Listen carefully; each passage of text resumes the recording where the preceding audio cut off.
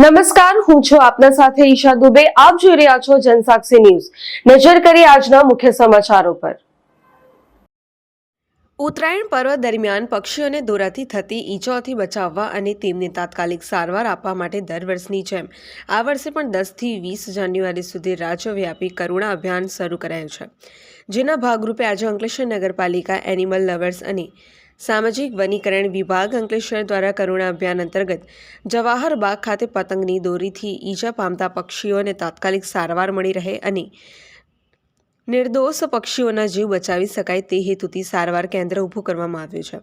સારવાર કેન્દ્ર પર તાત્કાલિક સારવાર માટેની સુવિધાઓ ઉપલબ્ધ કરવામાં આવી છે, તેમજ એનિમલ લવર્સ ગ્રુપ દ્વારા વિવિધ ટીમો બનાવી ઘાયલ પક્ષીઓને કોલ મળતાની સાથે તાત્કાલિક સ્થળ ઉપર પહોંચી તેનું રેસ્ક્યુ કરી સારવાર કેન્દ્ર ખાતે લાવી સારવાર આપવામાં આવશે. આ કેન્દ્ર ખાતે અંકલેશ્વર વન વિભાગના આરએફઓ ડીબી ડામોર, એનિમલ લવર્સના કૌશિક પટેલ, નગરપાલિકાના રઘુવીરસિંહ મહેડા ઉપસ્થિત રહ્યા હતા અને લોકોને ઘાયલ પક્ષી દેખાય તો તાત્કાલિક જાણ કરવા અનુરોધ કર્યો હતો.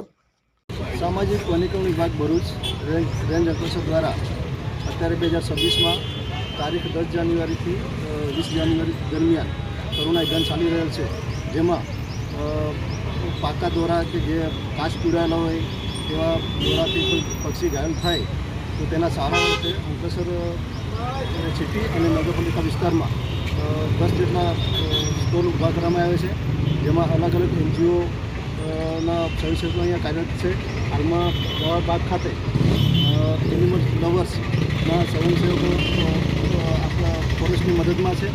જાહેર જનતાને અપીલ છે કે કોઈ પણ જગ્યાએ આપણને કોઈ ઘાયલ પક્ષી દેખાય તો તાત્કાલિક નંબર પર આપ જણાવેલ નંબર પર સંપર્ક કરો, જેમાંથી કોઈ પણ અમારા સ્ટાફ કાં તો NGOના કોઈ પણ સ્વયંસેવક આવીને પક્ષીને લઈ લે છે અને એમને જ્યાં પણ સારવાર કરાવવાની હશે ત્યાં અમે અમારી રીતે સારવાર કરાવીને એને માજત કરવાની આગળની કાર્યવાહી કરીશું. મારું નામ કૌશિક પટેલ છે, એનિમલ લવર્સ અંકલેશ્વર.